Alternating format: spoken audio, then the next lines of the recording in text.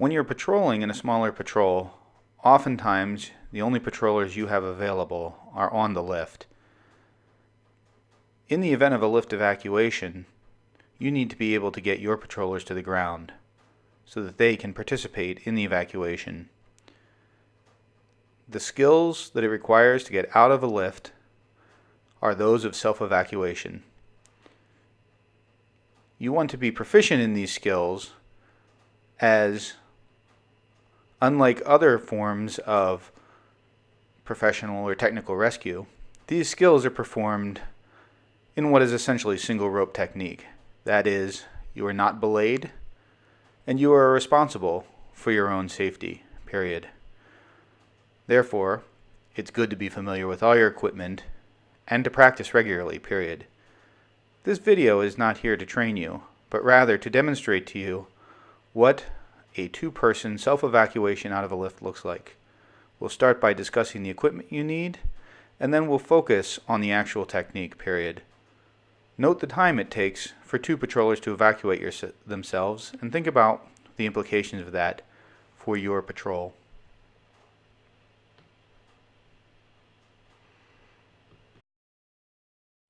So, to be able to self-evacuate, you need equipment.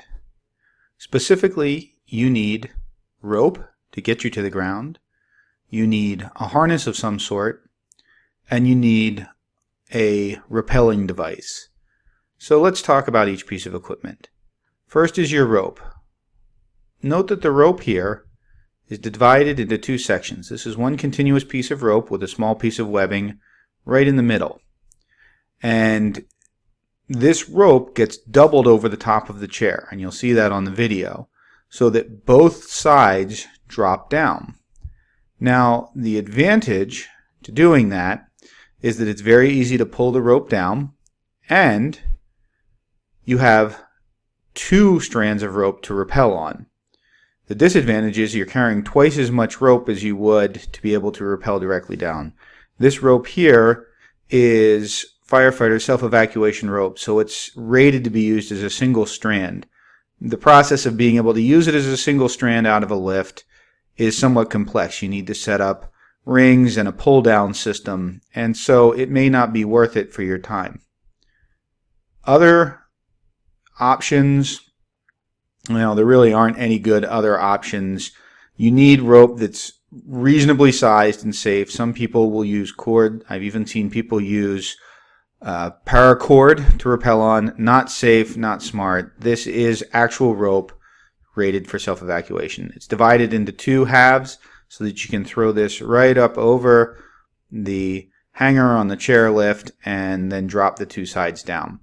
Then you need a harness. You could wear a harness, or you can use webbing like this, 1-inch webbing, and tie a seat harness. And you'll see that in the video, tying a Swiss seat to self-evacuate. And then you need a rappelling device, and here is essentially an ATC, or air traffic control stitch plate style device, and the beaner to attach it to the harness. And so by having all of these, you will be able to self-evacuate. One key point on the rope, you need to have it twice the length of the highest point to the ground, because you need both ends to reach the ground. And you want to be able to secure the ends together so that you don't accidentally rappel off one end, in which case you're just going to drop to the ground with the other. There are variants on this system.